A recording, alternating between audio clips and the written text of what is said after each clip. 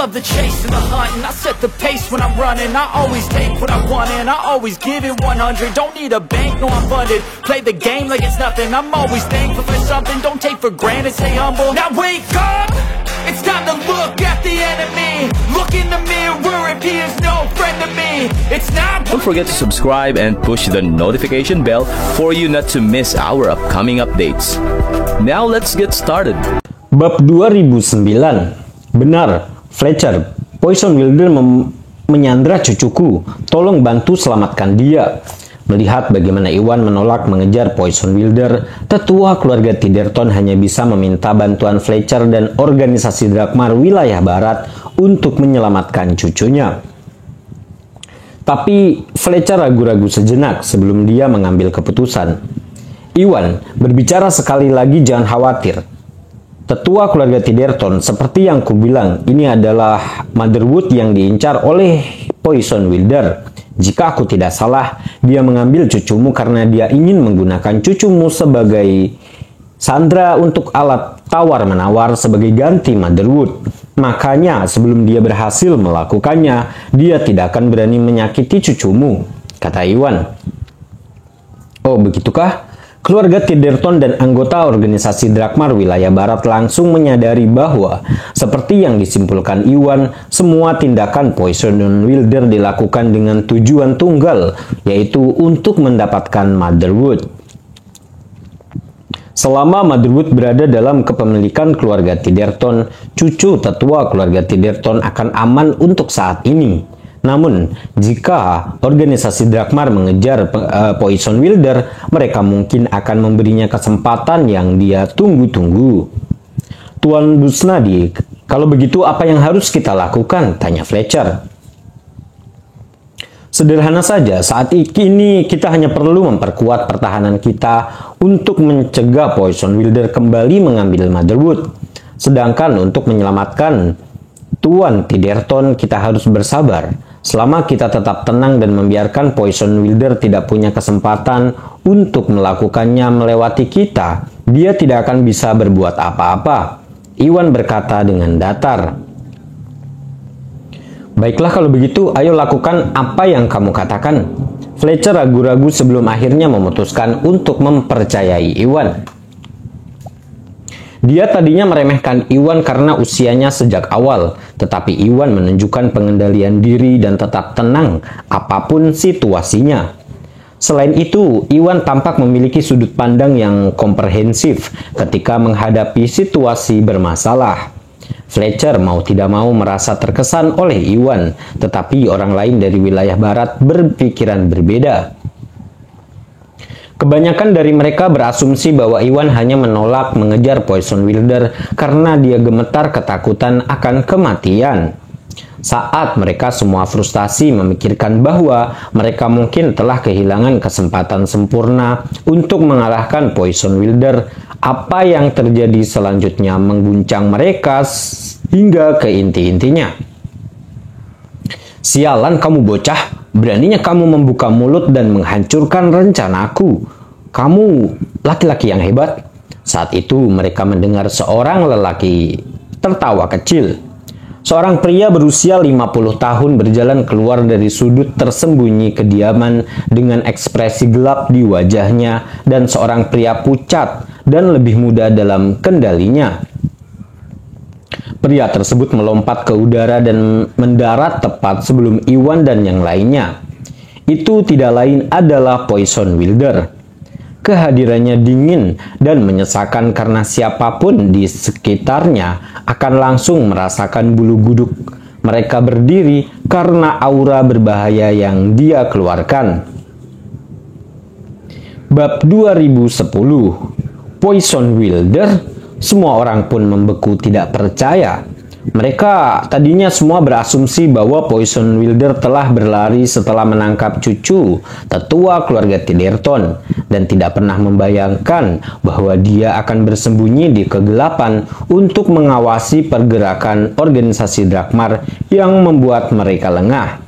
Sialan, licik sekali. Fletcher dan yang lainnya tersadar dan tersentak ketakutan saat mereka merasa merinding.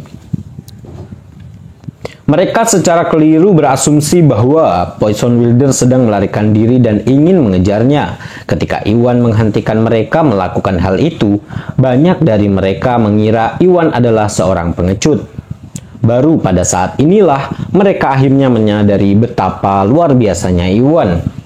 Jika Iwan tidak menghentikan mereka untuk pergi, Poison Wilder akan dapat menyiksa keluarga Tiderton sesuka hatinya dan mendapatkan Motherwood dengan mudah segera setelah organisasi Drakmar keluar dari kediaman tersebut. Jika itu terjadi, misi mereka untuk melenyapkan Poison Wilder akan gagal total. Hati mereka langsung terasa berat, tetapi pada saat yang sama, mereka semua senang bahwa Iwan membuat keputusan yang tepat untuk menghentikan mereka, atau organisasi Drakmar dari cabang selatan dan barat akan langsung masuk ke dalam perangkap Poison Wilder. Scott, Chad, dan Jerry juga merasa senang. Mereka tadinya semua kesal karena Farid memilih Iwan sebagai pemimpin mereka. Tetapi saat ini mereka baru menyadari bahwa Iwan jauh lebih mampu daripada mereka bayangkan. Mereka akhirnya pun mengerti alasan Farid membuat pengaturan seperti itu. Siapa kamu, nak? Kenapa kamu bergabung dengan organisasi Drakmar? Poison Wilder menatap Iwan dengan jahat.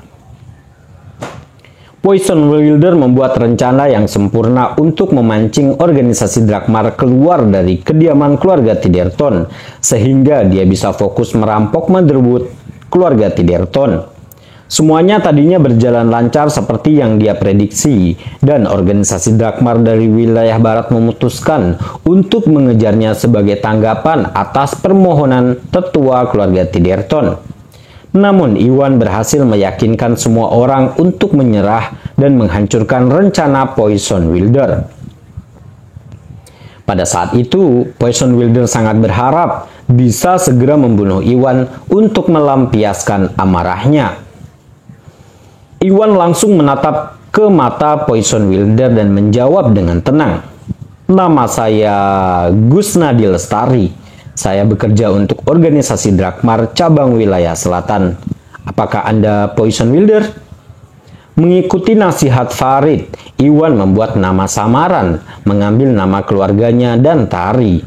Iwan tahu bahwa Poison Wilder datang dengan persiapan jika dia berani membunuh keluarga Tiderton di bawah hidung organisasi Drakmar.